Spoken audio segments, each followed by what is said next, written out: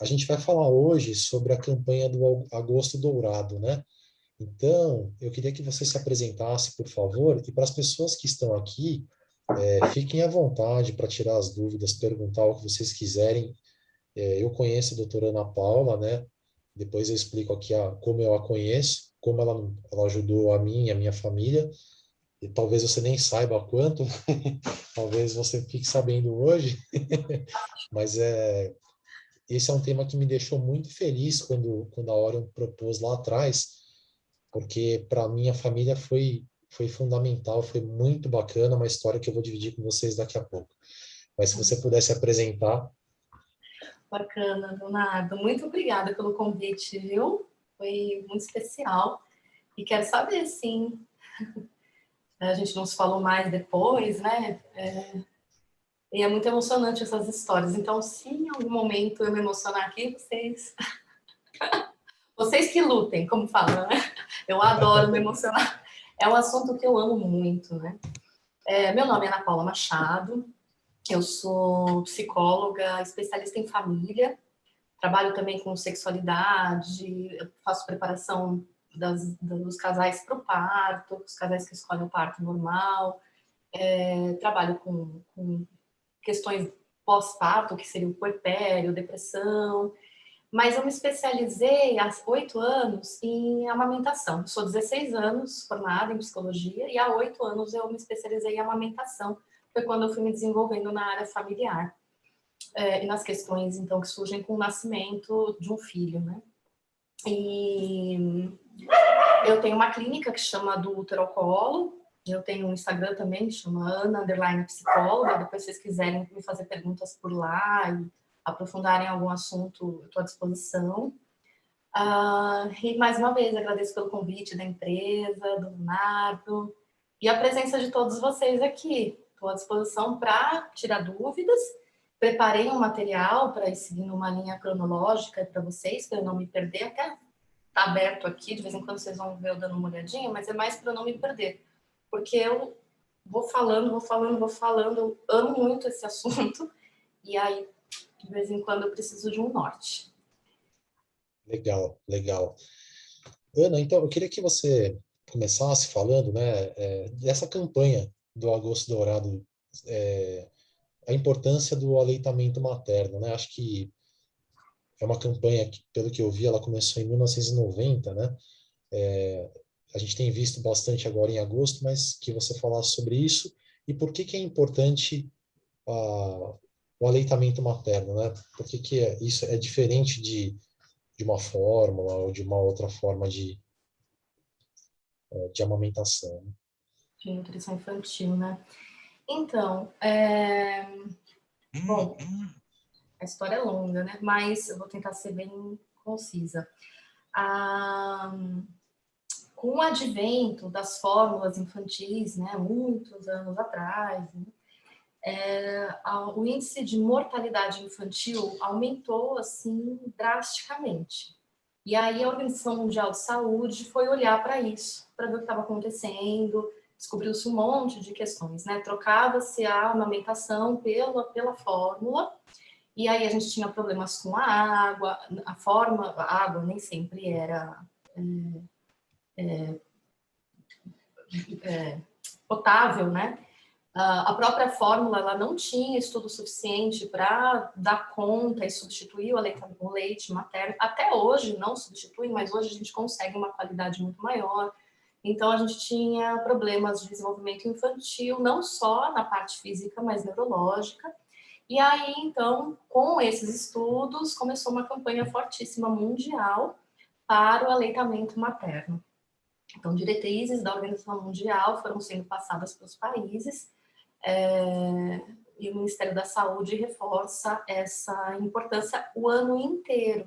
Só que tem uma lei, né, que é de agosto, do agosto dourado, a semana dourada, e aí se estende para o agosto inteiro, aonde a gente reforça a importância do aleitamento materno através de palestras, de divulgações, enfim, trabalhos a favor disso. E por que é tão importante? Bom, eu acabei de falar aqui da morte da morte, da mortalidade infantil, que aumentou muito com o uso de substitutos do leite materno. O leite materno, ele é uma fonte, assim, não tem nada que se compare hoje ao leite materno. Sabe a quinoa, o quinoa, aquele alimento peruano? Falam que ele um superalimento e que ele é muito parecido com o leite materno, pelas propriedades que tem. Ainda assim, a gente não encontra realmente algo que é tão completo. Porque além de gordura, que são os lipídios, açúcares, proteína, da composição do leite materno, e não só ter essa composição, mas a quantidade necessária para um recém-nascido e uma criança maiorzinha ter no organismo é exatamente o que o leite oferece. E tem um código aí que acontece, né? A criança, ela se comunica através da saliva dela com a corrente sanguínea da mãe. Então, se a criança, ela está propensa a ter uma doença, uma gripe, alguma coisa, ela manda essa informação através da saliva, cai na corrente sanguínea da mãe, e a hipófise da mãe produz o leite de acordo com a necessidade daquela criança, nutricional daquela criança. Então, aumenta os anticorpos, aumenta açúcares, aumenta a gordura. Isso acontece com o bebê prematuro. Comparando o leite materno de um bebê que nasce a termo, né, a partir de 37 semanas, para um bebê prematuro, o colostro do leite do bebê prematuro, que é aquela mãe que produziu aquele leite para aquele bebê, ele é infinitamente maior ainda de quantidades de dobras açúcar, aumenta em gordura, aumenta em anticorpos, do que um bebê a termo, do que se ele tivesse nascido a termo, porque o corpo da mãe entende a importância para aquela criança, que ela não está preparada, então aumenta a necessidade energética para aquela criança dar conta de sobreviver. Então, existe uma inteligência para além da tecnologia que a gente desenvolve na fórmula. A fórmula, ela vem para salvar vidas mesmo. Para quando não tem a mãe, quando a mãe não consegue produzir leite por N motivos, porque existem sim mulheres que não produzem leite, não é mito. Né? Toda mulher produz leite. Não, assim, é raro, mas existe uma condição anatômica de má formação das mamas que realmente tem uma dificuldade de amamentar. Então, não é toda mãe amamenta. Toda mulher pode amamentar dentro das condições, se a gente vê as condições fisiológicas, orgânicas, que na grande maioria dos casos é possível, né?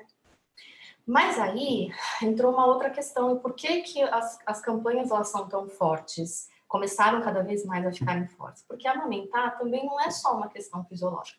Tem uma mulher ali que tá tudo bem, tem uma boa produção de leite, ela pode amamentar. A questão é muito social. Essa mulher precisa de rede de apoio para amamentar. Né? Se não tem ninguém que vá trazer comida para casa, dinheiro para pagar as contas, ela tem que largar o filho para ir trabalhar, ela não tem condição de amamentar, de manter o aleitamento materno. Se ela trabalha numa empresa que não dá as condições para retirar esse leite para armazenar e continuar o aleitamento materno, porque aleitamento materno não é só amamentar nas mamas, tirar o leite ou alguém fornecer outro leite que não seja da própria mãe, é aleitamento materno, né? Então, é uma questão social que a gente vive hoje, apoio, rede de apoio.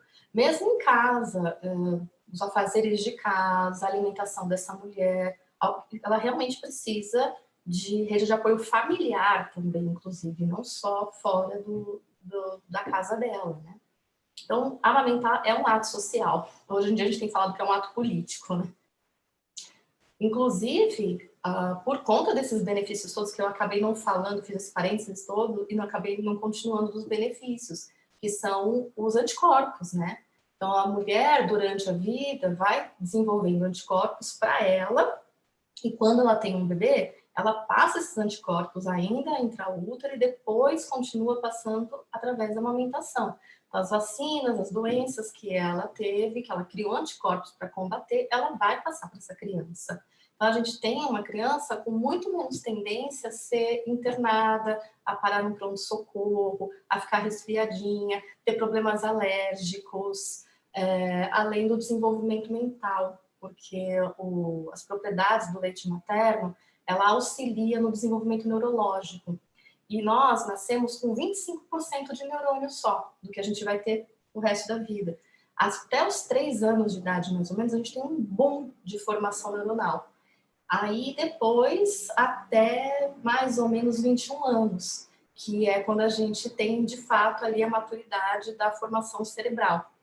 Então, principalmente a gordura do leite materno, ela é responsável pela proteção do neurônio, que é aquela capa de mielina, a bainha de mielina. Mielinização, um dos grandes responsáveis é o colostro e depois a gordura do leite materno. Então, hoje se fala, né, o recomendado pelos principais órgãos de saúde, é que a criança seja amamentada até os 6 meses de vida exclusivamente, sem água, sem chá, porque esse estômago é muito pequenininho, se a gente põe água, a gente está ocupando um espaço que é importantíssimo, com uma coisa que não tem nutriente nenhum, que é a água, hidrata, mas não tem nutrientes, essa criança precisa de fortalecimento, ocupando um lugar no estômago onde iria o leite, que seria algo que realmente ela precisa.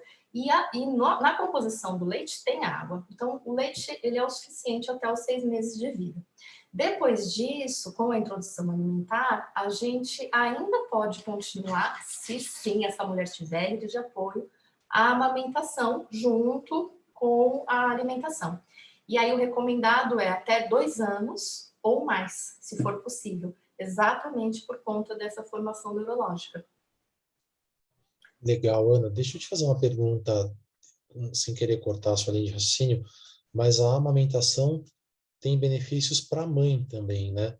Acho que é importante falar não só para a criança, claro, mas para a mãe também, né?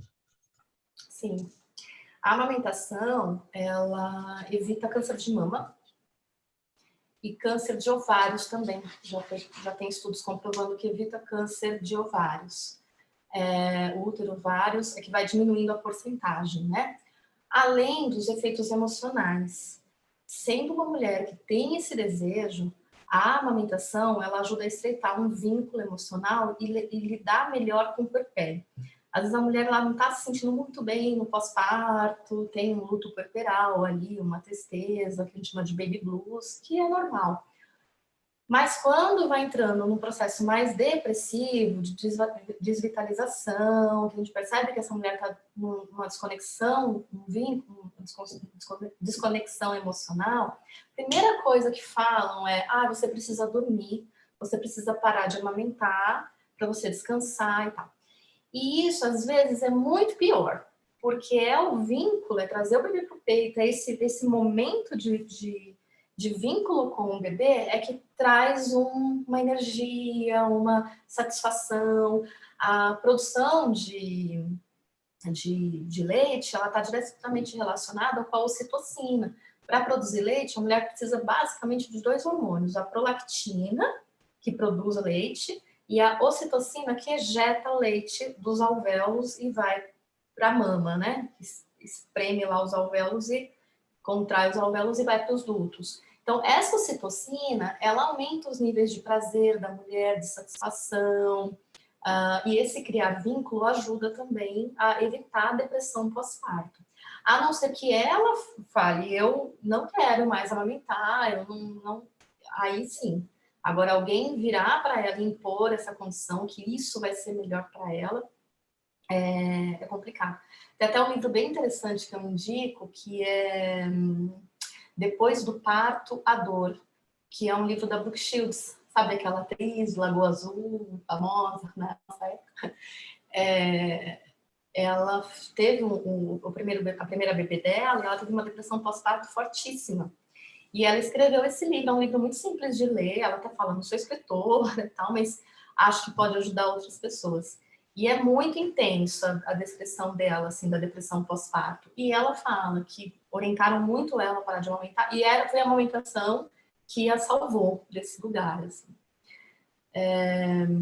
Além do fator financeiro, né, pessoal? Amamentar é de graça, entre aspas, porque tem todas as questões da mulher, do desgaste, que ela precisa de rede de apoio, então, mas financeiramente falando, ele é gratuito, diferente de uma fórmula. Então, é muito mais vantagem para uma sociedade inteira a gente ter um bebê de aleitamento materno do que um bebê de fórmula, né? Economiza no sistema de saúde, economiza no sistema privado. É uma mulher que falta menos no trabalho, por exemplo, ou o pai também, porque não tem que levar a criança para o hospital, né, doente o tempo todo. Ana, deixa eu te fazer um comentário barra pergunta, né? Claro, né? Eu sou homem, é diferente, né? O pai passa pela questão do nascimento da filha de uma forma diferente que a mãe. A mãe tem uma transformação hormonal gigantesca, né?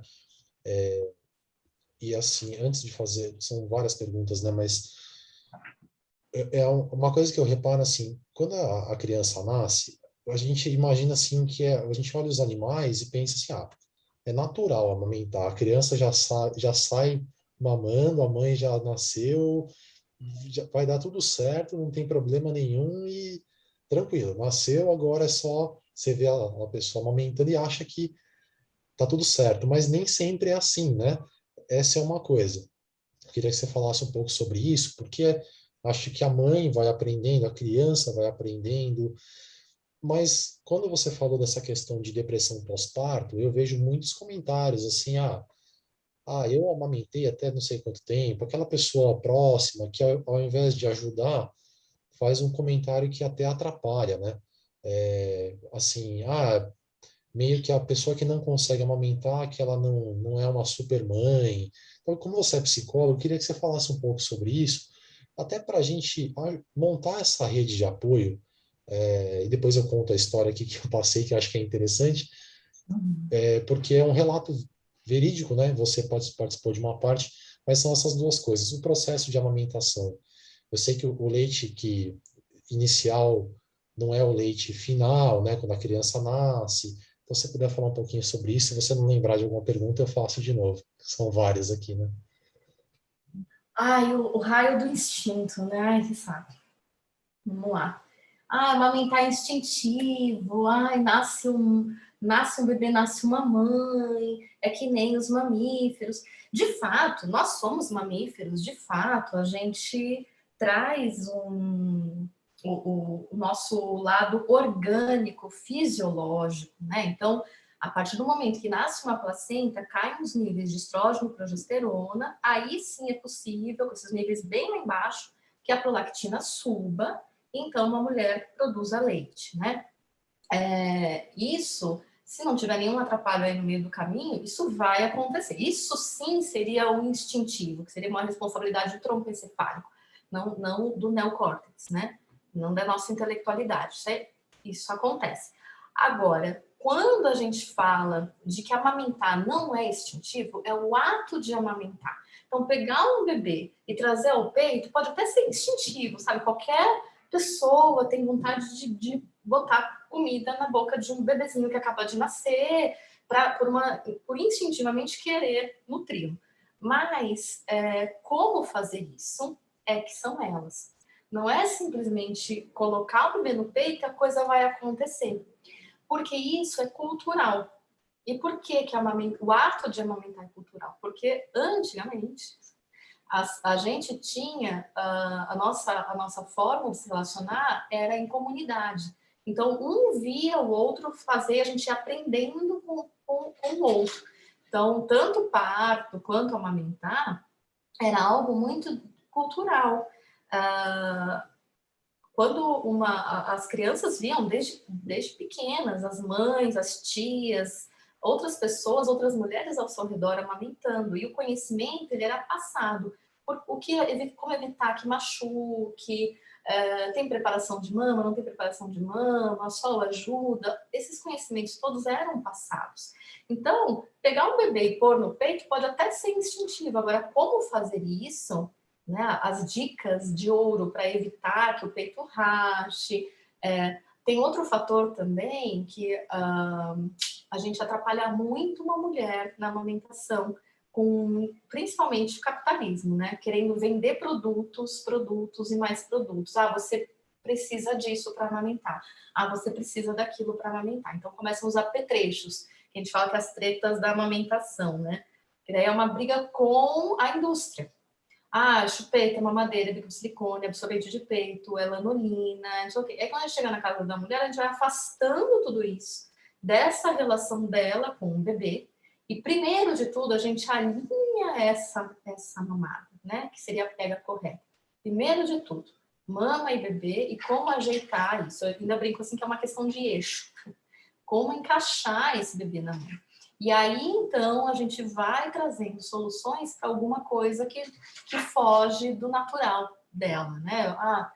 Nesse caso aqui vai precisar de uma ajudinha, mas se for necessário. E não o contrário, a gente socar produto nessa mulher e ela acha que para ela conseguir fazer isso, ela vai precisar de tal coisa.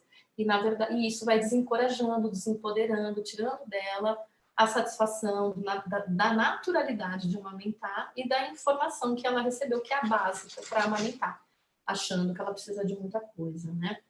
A gente atrapalha muito. O Winnicott fala isso, né? Que é um psicólogo, né? Que desenvolveu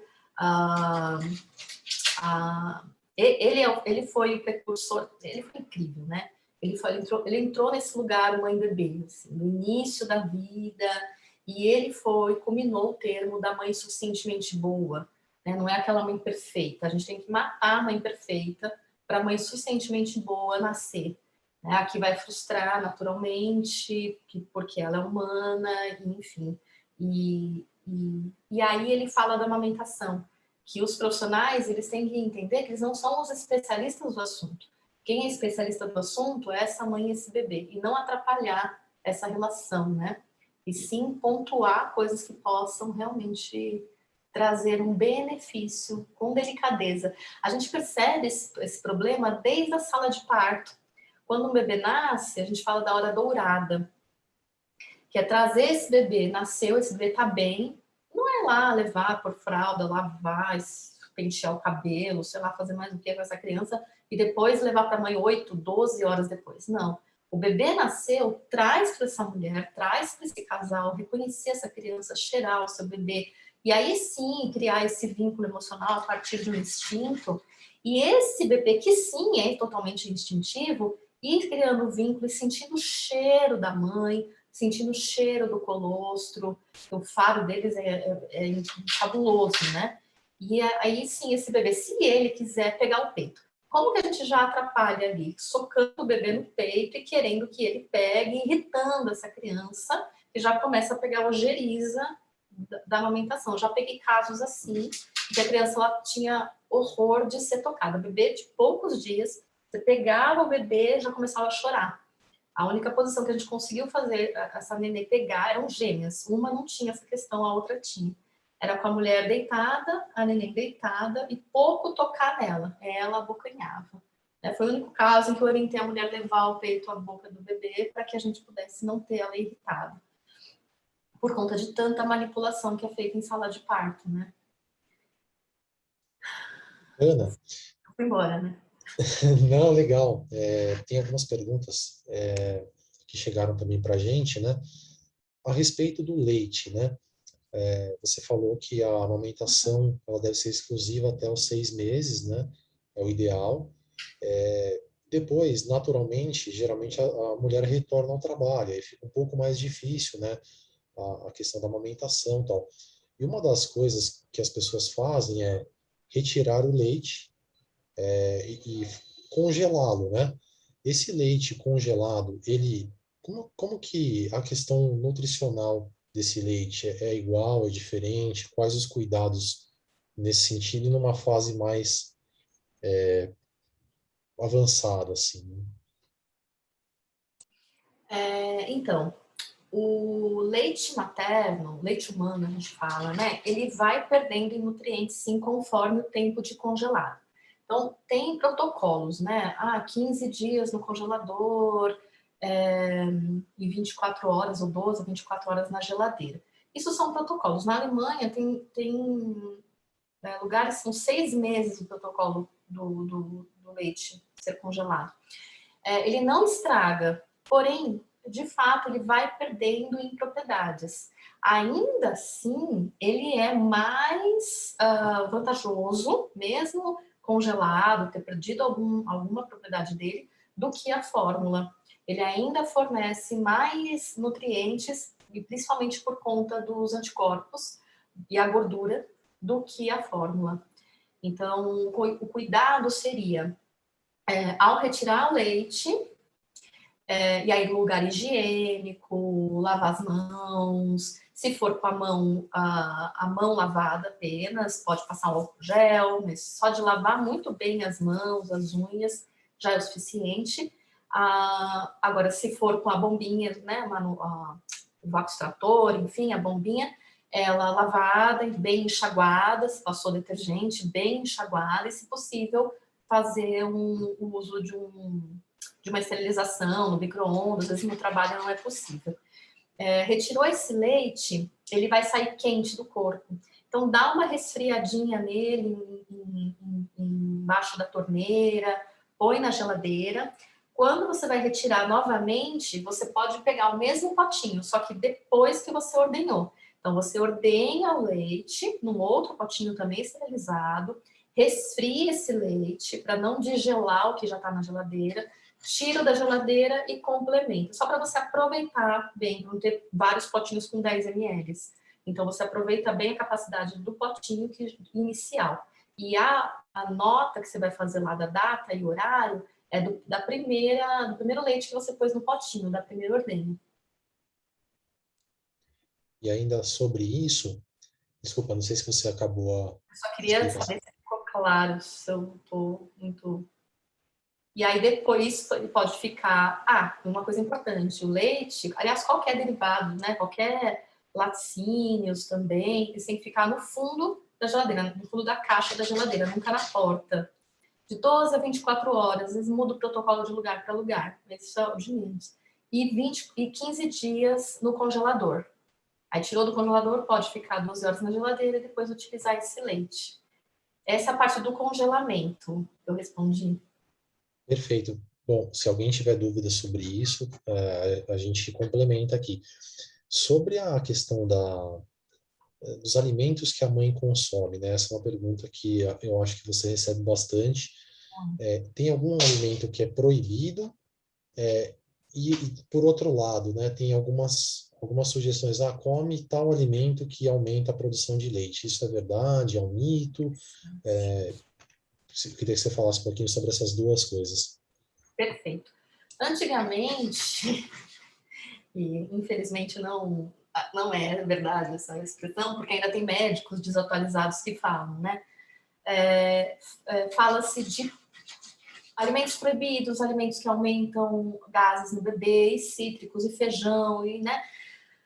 Ótimo, foram feitos estudos, então vamos ver isso aí. Os estudos científicos comprovados indicaram que não existe um alimento que prejudique o bebê ou que cause gases no bebê, né? O que acontece? O intestino do bebê, ele tá nos primeiros 15 dias, então, ele tem gases, porque é normal, mas ele ainda não tem uma formação da flora intestinal. Isso vai começar a partir dos 15 primeiros dias, exatamente com esse leite passando pelo intestino do bebê. Vai formando a flora intestinal desse bebezinho, que é única, é dele. Né? Não é igual a da mãe dele, não é igual do pai dele, é única dele. E muito menos igual do bebezinho da vizinha, que tem gases com feijão. Então, essa flora intestinal é que vai contar para a gente o que funciona melhor para ele ou não. Então, depois de 15 dias, pode ser que o bebê tenha episódios que a gente chama de cólica, que aí são realmente diferente dos gases, da dorzinha de barriga dos primeiros dias. Aí sim que o bebê grita e não tem nada que passe, dá remédio não passa, põe no sling, dá banho, faz massagem, e do nada, assim como chegou, vai embora. Isso faz parte do amadurecimento do intestino, porque está fazendo a formação da flora intestinal. Aí a dica é a seguinte: se no seu caso específico você percebe que quando tem feijão, tem brócolis, tem cítricos, tem leite, lactose, esse bebê, ele tem mais gases, ele tem mais dor de barriga, então corta esse alimento, faz o tiratema lá e corta esse alimento. Viu que o bebê melhorou? Segue, pelo menos por 2 semanas, para ver se isso melhora. Né? A lactose, o leite de vaca, que inclusive é como as fórmulas são feitas, né? Elas têm a tendência a trazer mais indisposição gastrointestinais. Então, primeira coisa que a gente fala, se está tendo muito desconforto, evita a lactose, manteiga, produtos derivados, né? Queijos e até produtos feitos, né? Bolo com manteiga, bolo com leite. É bem restrito mesmo para fazer o tira-teima. Viu que o bebê melhorou, aí era legal fazer uma dieta da mãe sem lactose. Até ele regularizar de novo e aí ela volta com a lactose. Até passar um tempinho aí. Legal, Ana. Deixa eu te fazer uma outra pergunta que também é recorrente aqui, a questão da chupeta. Geralmente a criança usa chupeta, né? Não são todas, mas qual a relação entre a chupeta e amamentar? Tá. Prejudica? Tem aquela questão, né, que a criança às vezes usa o peito da mãe como chupeta. Estou Ah, falando os termos que a gente recebe, tá? Pode ser que não seja exatamente dessa forma. exatamente isso mesmo. A gente brinca só as tretas da amamentação. Vamos lá, chupeta é um negócio, né? Porque não dá para virar. Eu não sou a favor, até por conta da psicologia, estudar o Winnicott. Eu não, como eu comentei aqui, eu não sou a favor de chegar para os pais e falar assim, não façam isso. Nunca na sua vida. Eu penso que quem tem que tomar as decisões são os pais daquela criança. A gente passa a informação, a gente diz o que acontece. Então, a chupeta, qual é a questão da chupeta? Para o bebê mamar, e aqui eu tenho uma mama para mostrar para vocês, ele vai, vamos dizer que essa é a boca do bebê, né? O meu polegar seria o maxilar do bebê. Quando o bebê vai para a mama, ele vai, com a parte inferior da boca, ele vai massagear essa mama. Então, para isso, ele projeta a língua para fora da boca, massageia, empurra o peito da mãe e depois ele joga a língua para cima e para engolir ele faz um movimento de onda com essa língua para trás. Então, o que a língua vai fazer? Ela projeta para frente, vai lá para cima, para o céu da boca e faz uma onda indo para trás, lá para a garganta, para engolir esse líquido. Por isso que quando a gente põe a chupeta pela primeira vez na boca do bebê, o que ele faz? Ele cospe. E aí as pessoas falam, não gostou da chupeta, ele cospe e tal. Na verdade, não é que ele não gostou, é que ele tem instintivamente o movimento do bebê para fora, é a língua para fora. Então ele vai cuspir para tentar ordenhar a chupeta, ele vai cuspir. Só que daí o que a gente faz? A gente ensina o bebê a segurar a chupeta. A gente põe lá o dedo e segura a chupeta na boquinha do bebê. Quando ele entende que para ele segurar essa chupeta dentro da boca, ele não pode fazer esse movimento de projetar a língua para frente, ele passa então a parar de projetar. Ele só joga a língua para o céu da boca e chupa, que nem a gente faz para chupar um canudinho.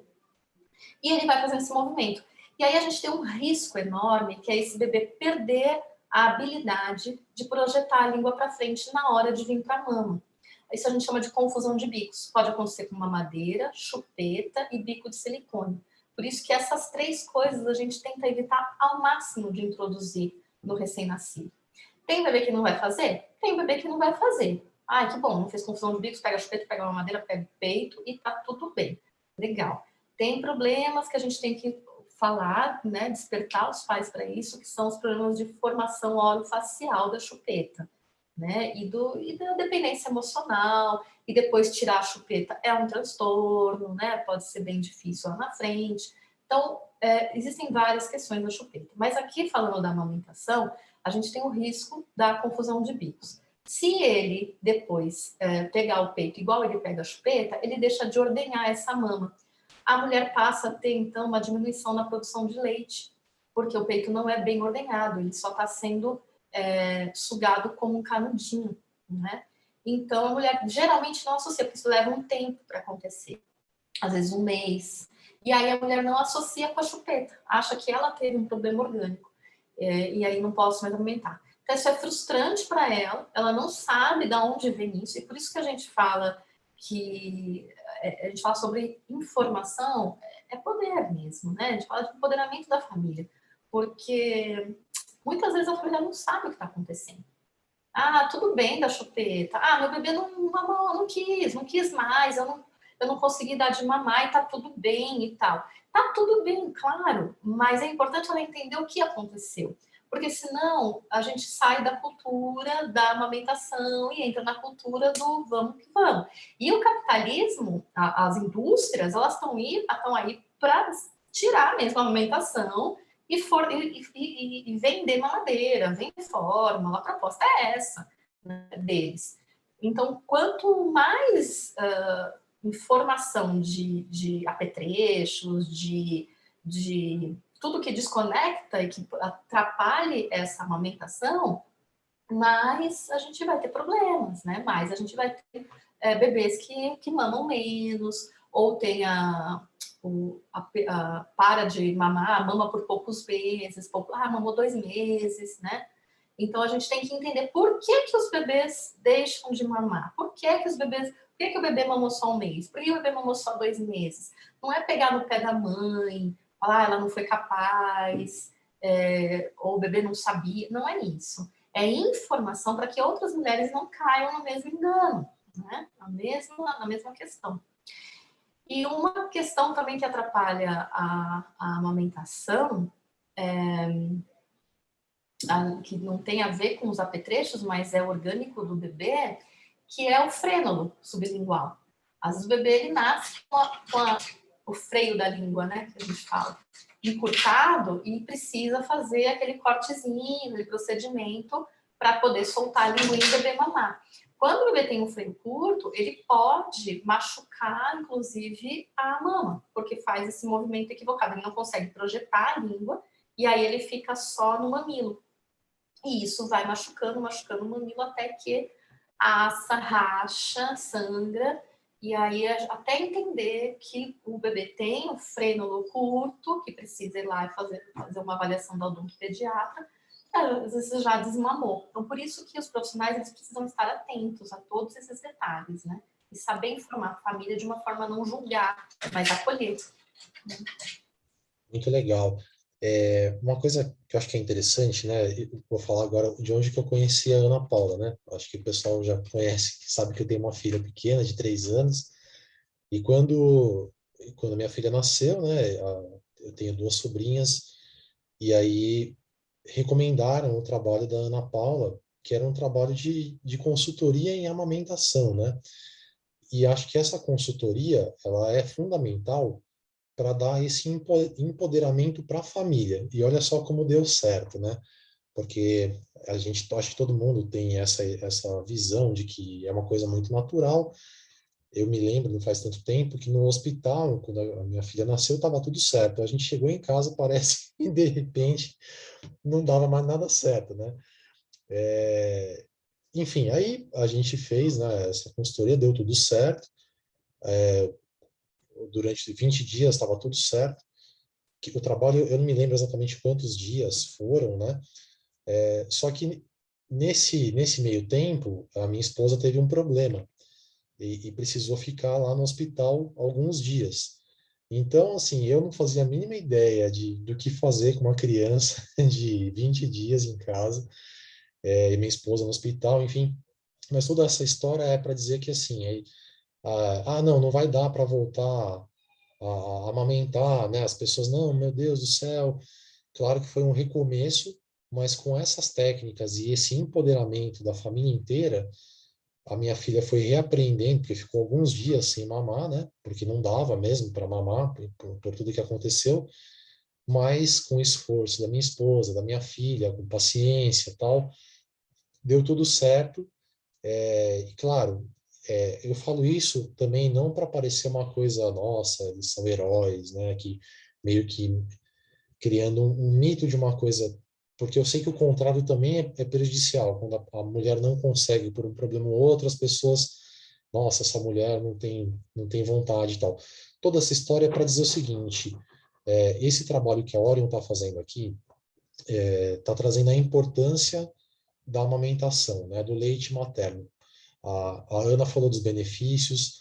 Eu acho que a gente desconstruiu uma imagem que a mulher já sai, naturalmente dá tudo certo e não tem problemas, não é fácil, né? Tem algumas coisas que não são fáceis, a Ana e as mulheres sabem bem melhor do que a gente, né? Mas eu quis dividir isso com vocês para dizer que é importante que esse conhecimento, né? Antes de eu ter filho, talvez eu não sabia quais eram os reais benefícios do leite materno, né? O que a Ana falou da indústria, muitas vezes a pessoa pensa, eu vou me sacrificar tanto se eu posso dar uma mamadeira e tá tudo certo, principalmente à noite, né? Porque a criança, quando nasce, os primeiros momentos, a criança dorme pouco, o sono da mãe não é o mesmo, né? Então, desculpa esse relato pessoal, mas achei importante porque a gente, quando faz uma roda de conversas, quando uma pessoa passa por algo, a gente fica rico com as pessoas que a conhecem. Poxa, legal, se eles passaram por isso, pode ser que eu passe, né? E aí eu já te faço uma outra pergunta, Ana, que é a questão de amamentar deitado. Porque, enfim, a mulher está com sono, tem criança que vai mamar de hora em hora, de 2 em 2 horas, e a criança acaba ficando lá na cama com a mãe, ou berço do lado. Se tem algum problema, como que isso funciona, depois de toda essa história que eu contei aqui. Parabéns, vocês foram guerreiros mesmo. É, pois é, né? Se tem uma mãe disponível, né? Um pai apoiador, um bebê, né? Tá ali, sedento, né? Por nutrição, por que que a gente vai impedir que essa criança receba o melhor, né? Para ela, né? Vamos ajudar que essa criança tenha. Por isso, inclusive a gente não falou disso, né? Augusto Dourado, eu acabei pulando essa parte. Dourado porque é o padrão ouro, né? E o leite ele tem o padrão ouro. A gente fala, né? Ouro líquido, leite materno. A gente está oferecendo o que é de melhor para essa criança. E lembrando que essa criança ela não é só um bebezinho ali isolado, né? Não é só dessa família, ela vai para a sociedade mais para frente, como eu falei, desenvolve cognitivamente, neurociência já prova, e várias outras coisas, né? Tanto que tem um mercado, não sei se vocês sabem, mas é um mercado de venda de leite materno para fisiculturista que fala, né? E outras coisas mais que a gente até duvida, mas porque é muito poderoso, é muito bom o leite mesmo. Então, se é bom para o adulto, porque a gente não vai oferecer para criança, né? Você perguntou, eu fugi, esqueci. De amamentar deitada, né? Vamos lá. Então, tem umas questões que aumentar a dentada, a criança pode, depois não vai arrotar, e se dormir, depois não, na hora de arrotar pode engasgar, e vai criando um monte de questões em relação ao amamentar deitada, né? A mãe pode dormir e virar para cima da criança, né? Na verdade, assim, posso pedir só um segundo, por favor? Rapidinho. Claro. Enquanto a Ana deu essa saidinha, pessoal, a gente tem aqui mais uns 14 minutinhos de palestra, né? Então, quem quiser fazer alguma pergunta, se preferir fazer no privado e eu passo para ela, ou se de repente quiser abrir o microfone e perguntar, aproveitem, a gente tem mais esse tempinho. E uma outra coisa, a gente gravou nessa semana uma série de aulas especiais das Olimpíadas. Depois, se vocês gostaram, passem o feedback lá na questão da ginástica laboral, tá bom? Peço para vocês, para ver se esse é um formato que vocês gostaram. Ana, eu só falei para o pessoal, quem quiser perguntar, a gente tem mais uns 14 minutinhos, né? Quem quiser perguntar, pode, se preferir, mandar para mim no privado, eu faço a pergunta, ou se quiser abrir o microfone também, para ficar à vontade. Legal. Então, a mentalidade é uma das posições melhores que tem para a mulher. A mentalidade é vida. Quando elas aprendem, uma satisfação, porque realmente descansa. Enquanto a mulher está deitada, amamentando o seu bebê, ela consegue descansar a coluna, a lombar, ela consegue até dar uma cochilada. E é seguro sim, tá, pessoal? O bebê ele pode estar na posição deitada, não vai, às vezes perguntam se vai causar otite, né? Na verdade, a amamentação, ela evita otite. É mais comum um bebê ter otite de mamadeira, né? De bebês que mamam na mamadeira do que na mama. Porque o movimento que o bebê faz para deglutir, de maxilar todo esse conjunto todo de musculatura que ele movimenta na mama, ele tampa aqui o canal auditivo. Então, não vai, o leite não vai pro ouvidinho, tá? E a questão da mãe dormir, né, ser perigoso, de virar em cima do bebê, isso é muito, muito caso a caso, né? E claro que existem situações drásticas, situações que a gente tem que tomar cuidado mesmo, a gente não sabe como é que é aquelas, né, tem questões às vezes emocionais, dependência de álcool, drogas, e aí, de fato, aquela mulher pode perder a consciência e virar em cima da criança. Mas uma mulher saudável, uma mulher que só está vivendo mesmo puerpério, está ali cansada, ela não tem a tendência de virar em cima da criança. Mesmo assim, quando ela percebe que ela tá virando, ela sente o bebê e a gente tem aquela coisa da rede de apoio, né? Pessoas ao redor vendo essa mulher, acompanhando essa mulher, essa criança. Mas é vida, é uma delícia. É muito. Todas as mulheres falam, é possível amamentar. Agora eu consigo pensar em amamentar a longo prazo, porque em algumas mamadas eu vou conseguir fazer isso deitada. Uma coisa que eu lembrei aqui que é interessante também, né? Não sei se é exatamente isso, Ana, é a questão que a amamentação gasta muita caloria, né?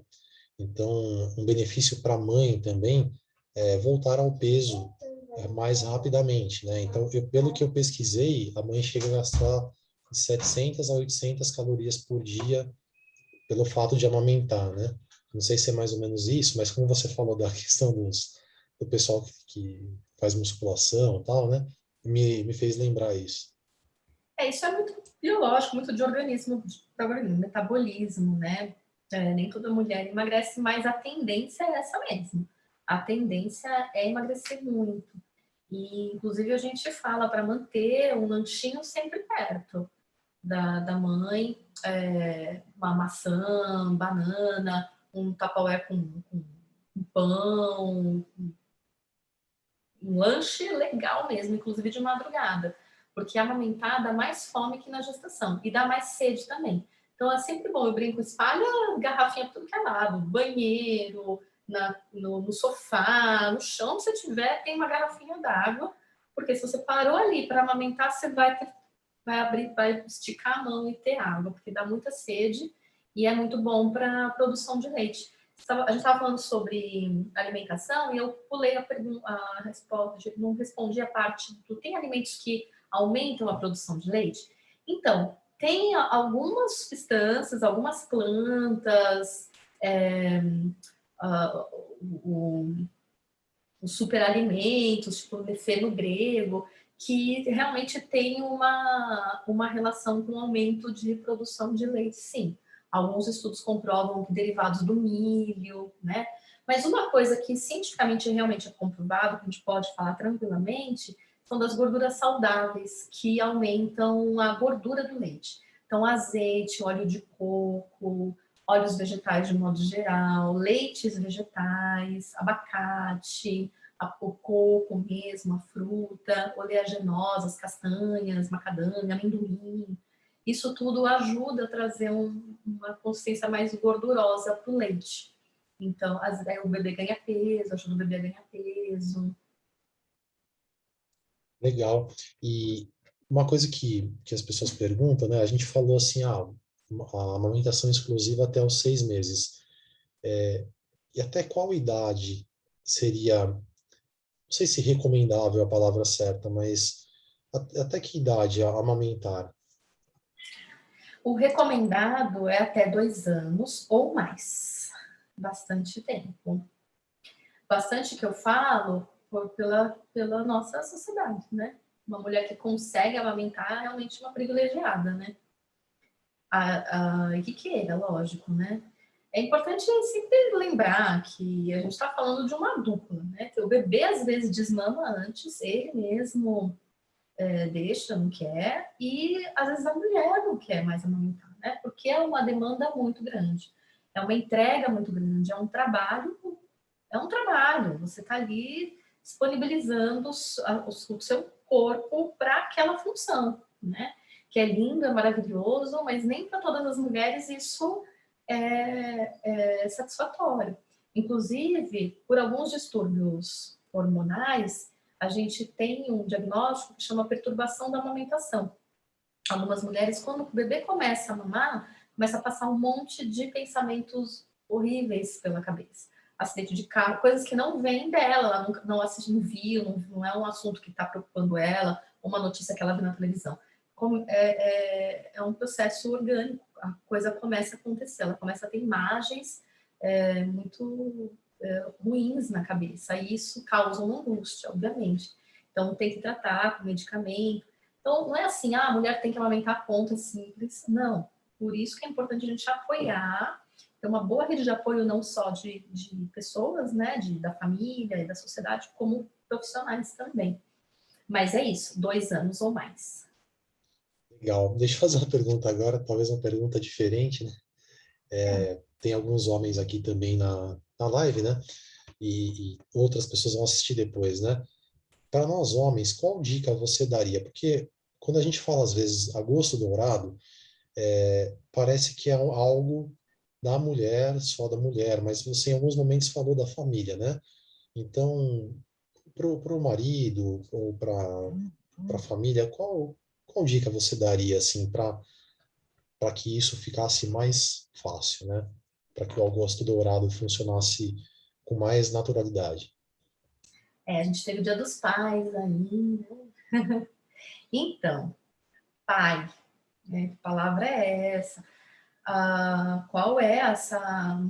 Qual é a gente está num momento de novos horizontes para a paternidade, né? Hoje a gente tem homens que fazem Instagrams, blogs, palestras, escrevem livros sobre paternidade. Qual é o papel do homem na educação dos filhos, na construção de tudo isso que a gente está falando, né? Não só a amamentação, mas o aprendizado, e vai impactar diretamente na vida dessa mulher. Essa mulher vai ter um respiro, uma vida social, vida profissional, também depende da parceria que ela tem, dessas pessoas que estão ao redor dela, que estão criando essa criança junto, porque não existe essa coisa, criar filho sozinho é impossível, gente. Ou a gente tem uma creche, ou a gente tem uma babá, ou a gente tem uma funcionária X, ou tem uma mãe, tem a sogra, tem a avó, tem alguém, a gente vai sempre precisar de alguém, né? Seja contratado, seja da família. Sozinho é humanamente impossível, né? Eu estava vendo até uma palestra da Vera Iaconelli, que é uma outra psicóloga que fala de parentalidade, e ela estava falando sobre paternidade e maternidade solo, né? Falando sobre isso. O pai, hoje a gente tem falado em vez de paternidade, mas de paternar, né? É importantíssimo que ele tenha um olhar do que eu posso fazer aqui. Se permitir se questionar. O que eu posso fazer aqui? Não esperar que a mulher fale, olha, esteriliza uma madeira, olha, pega a fralda, olha, tá precisando trocar. O que eu posso fazer e ser proativo? Peguei o bebê, tá cheirando cocô, vou lá trocar essa fralda, precisa dar banho, que horas que é o banho? Entrar na rotina dessa criança de verdade, mergulhar na história dessa criança, ser realmente o protagonista ali junto com essa mulher dessa história, né? Então, tá vendo lá amamentar? Pergunta, tá precisando de alguma coisa? Você tem água? Ela terminou de amamentar? Pega a criança. O homem faz a criança dormir, troca fralda, dá o banho de chuveiro, que é uma puta viagem deliciosa, banho de chuveiro, e cria um vínculo, a gente estimula que seja o pai que dê esse banho, porque cria um vínculo, porque essa mulher ela já está imersa no vínculo afetivo, a ponto, às vezes, até de ser sufocante, dependendo de como foi a história de vínculos afetivos dela. Mas ela pode ser incrível, delicioso esse vínculo afetivo, e tem momentos que isso é muito extasiante, assim, cansativo, né? Ela também quer tomar o banho dela, tem um tempo para ir no banheiro, se alimentar, conversar com uma amiga, né? Pensar em outra coisa que não seja beber e amamentar. Então, tudo, né? E ser proativo. Esse cara ir lá e realmente comprar ideia, fazer tudo. Não pode amamentar? Faz todo o resto. Vai no mercado, lava banheiro, põe roupa para lavar, estende roupa, né? Vocês conseguem. Legal, não é? Essa parte do banho é muito prazerosa, né? E acho que é uma das partes que gera o vínculo do pai com a criança, né? Então é uma coisa que até hoje eu gosto de fazer, né? Mas, Ana, eu te agradeço bastante. A gente chegou aqui no finalzinho, passou voando. Agradeço as pessoas que participaram. Se alguém quiser abrir o microfone e falar alguma coisa, mas muito legal. Acho que esse tema é muito bacana. Parabéns para a Orion que colocou aqui essa reflexão, né? E obrigado mais uma vez. Foi um prazer novamente te reencontrar. O prazer foi todo meu, Leonardo. Muito obrigada, de coração. Ai, que bom. Sara, que bom que você gostou. Eu tinha preparado mais uma coisa para falar. É realmente uma hora muito pouco, né? É a hora dourada, a sala de parto. Olha, pessoal, estou à disposição. Esse assunto é um assunto social mesmo. A gente tem que cuidar dos futuros funcionários de empresas, futuros engenheiros que vai construir foguetes para descobrir, enfim, né, coisas fora do planeta. São pessoas que vão descobrir curas de doenças. E a amamentação é super importante para que essas pessoas cheguem bem na idade adulta. Né, e outras doenças que evitam, né, que a gente nem comentou. Mas muito obrigada. Obrigado, gente. Uma boa tarde para vocês. Depois, Ana, me passa o seu Instagram, aí o seu contato. Se por acaso alguém pedir, eu passo para as pessoas poderem, quem gostar do assunto, ter mais informações com você por lá. Tá, joia? Eu passo para você, Leonardo. Muito obrigada, viu? Obrigada, pessoal. Obrigado, gente. Boa tarde a todos. Tchau, tchau. Até a Obrigada. próxima. Obrigada. Tchau, tchau.